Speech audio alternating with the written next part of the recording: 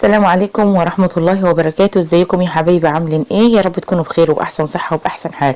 كل سنة وانتم طيبين، رمضان على الأبواب، وان شاء الله بإذن الله هنقدم سفرة كاملة لرمضان فيها كل الحاجات اللي ممكن تكون موجودة على السفرة.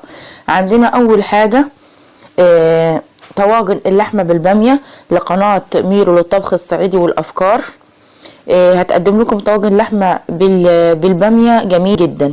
ومعانا قناة ابداعات عزة عامله لنا صينية فراخ بالبطاطس جميلة جدا. على فكرة يا جماعة، قناة ابداعات عزة قناة جميلة جدا واكلاتها متميزة ووصفاتها فوق الرائعة.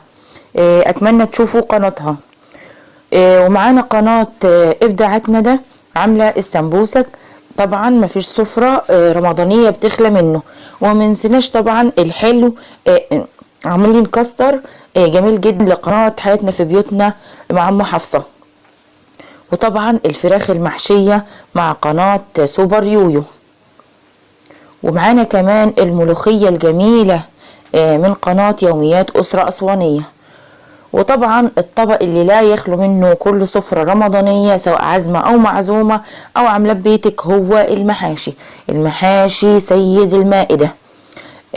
عامله لكم ان شاء الله باذن الله في الفيديو بتاعي محشي مشكل بجميع انواعه اللي مش هيخلى من اي سفرة رمضانية ويشرفك قدام العزايم وقدام ضيوفك. طبعا قبل ما ندخل الفيديو لازم اللي ما اشتركش يشترك في القناة ويفعل الجرس ويضغط اللايك. وتعالوا معانا على الفيديو. السلام عليكم ورحمة الله وبركاته. ازيكم يا احبابي؟ عاملين ايه؟ يا رب تكونوا بخير وبأحسن صحة وبأحسن حال. كل سنة وانتم طيبين. طبعا رمضان على الابواب. الطبق الرئيسي اللي سواء انت عازمة او معزومة دايما هتلاقيه على اي سفرة موجودة في رمضان وعلى كل السفر في رمضان، الا وهو المحشي، سواء محشي كرنب، سواء فلفل، بدنجان، كوسة، محشي مشكل، ورق عنب، كل انواع المحاشي ما تخلاش سفرة في رمضان منها.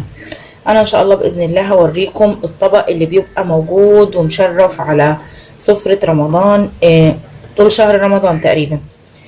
هسلق هنا الكرنب، وهنا مقطعه بصل علشان يتخدع، وحاطه اللي هو ده لونه بني اللي هو دهنه مسليه. بحب احط معلقه يعني بعد ما اسيح اي دهون عندي.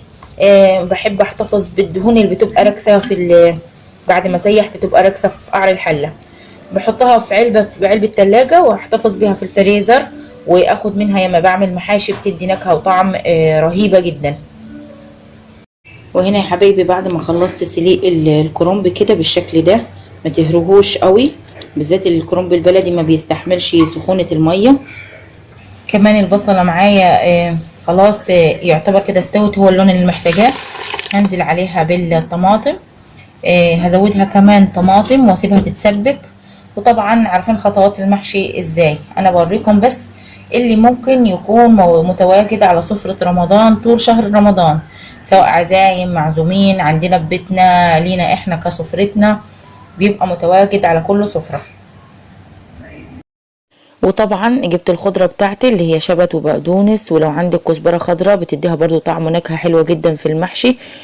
نقيتهم وغسلتهم كويس جدا جدا، وحضرت التسبيكة اهو معايا.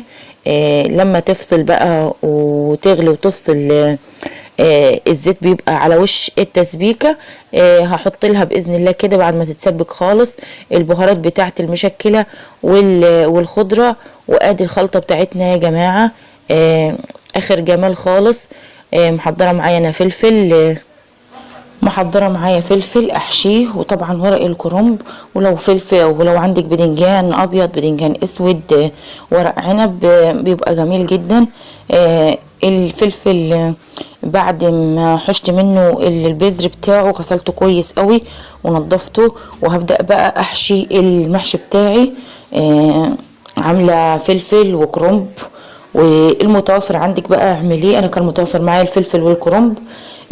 طبعا تعملي الخلطة دي تعملي بيها كل انواع المحاشي، ولو عندك كمان ممبار ممكن تحشيها بيها. جربوا طريقتي في تسبيكة المحشي وفي الخلطة بتاعتي، بجد هتفرق جدا. حتة اللي هي ما تحطيها في المحشي بجد طعم وريحة ما اقولكمش جميلة جدا. وبعد ما خلصت الحشو بتاعي انا بحب دايما اعمل المحشي بتاعي في صينيه، يا اما بعمله في صينيه كده كله جميل كده، وبدل ما يتهري مني انا بطلعه بيبقى واحده واحده. محشي لا يخلو من اي سفره زي ما قلت، بالذات في رمضان لازم يبقى متواجد على اول سفره، سواء انتي معزومه في عند قرايبك، معزومه عند صحابك، عازمه حد، طبعا ده شيء اساسي ان احنا بنعمل المحشي. مين يقدر يقول ان المحشي ما بيتعملش في اول سفرة رمضان وبيفضل طول او اسبوع او طول ال10 ايام؟ المحاشي دي يوميا يوميا يوميا. ده شكل المحشي بعد ما استوى، وده شكله بعد ما اتغرف. الصورة طبعا بتتكلم عن نفسها.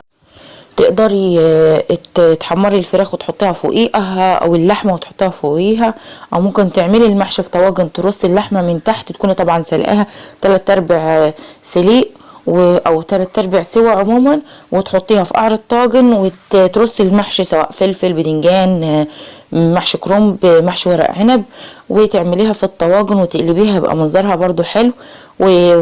ده كان المحشي بتاعي، ودي فكرتي، اني طبعا ما فيش اي سفرة بتخلو من المحاشي.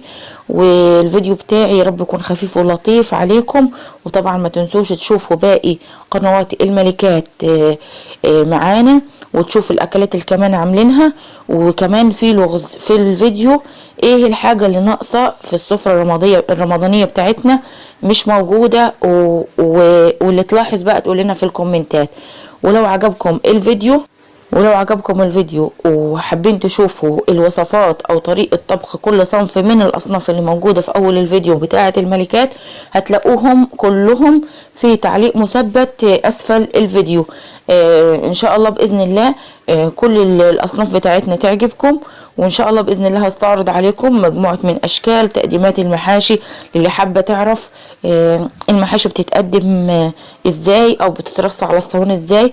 هوريكم ان شاء الله باذن الله اخر الفيديو اشكال المحشي في التقديم. وده شكل من اشكال التقديم بتاع المحشي، انك ترصي كل نوع على جنب، بحيث تبقى كل حاجة واضحة للي بياكل. يعني الفلفل في جنب، والبدنجان في جنب، والكوسة في جنب، والكرنب في جنب.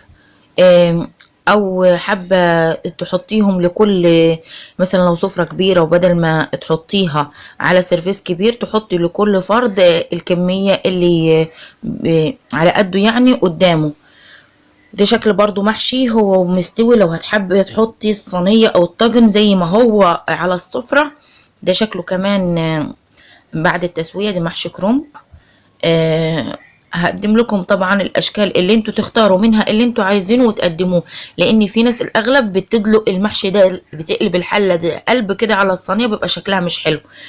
ده برضو شكله محشي فلفل وبدنجان وكوسه، عاملاه في صينيه برضو في الفرن. المحاشي بتتقدم باشكال كتيره، وتسويتها ممكن تسويها بشوربه، بمكعب مرقه، بأي نوع من أنواع الشرب بتبقى جميلة جدا. وطبعا المحشي زي ما قلت سيد السفرة، ومين ما يختلف على طعم المحشي، ومين ما بيحبش المحاشي بشتى أنواعها. اللي مش هيحب ورق العنب أكيد هيحب الكرنب، أكيد هيحب الفلفل، أكيد هيحب البدنجان، أكيد هيحب الكوسة. طبعا المحشي بكل أنواعه وكل أشكاله حبيب الكل، وحبيب حبيب الملايين زي ما بيقولوا. يا رب التقديم بتاعي والفيديو بتاعي يكون خفيف عليكم، ويكون بإذن الله كده رمضان كريم على الجميع بإذن الله، وكل سنة وانتم طيبين. ما تنسوش برضو الاشتراك في القناة وتفعيل الجرس. وبرضو هقدم لكم صور وأكلات وطبخات وحلويات بقية الملكات. عندنا كان أول سفرة ابداعات عزة صينية البطاطس بالفراخ، وعندنا السمبوسك بتاعت ابداعات ندى، وعندنا الكاستر بتاع حياتنا في بيوتنا مع ام حفصة، وعندنا الملوخية بتاعت يوميات اسرة اسوانية، وطبعا ميرو للطبخ الصعيدي والافكار، وطواجنها الجميلة طواجن بامية باللحمة جميلة جدا. وطبعا قناة سوبر يويو الفراخ المحشية. استودعكم الله، والسلام عليكم ورحمة الله وبركاته.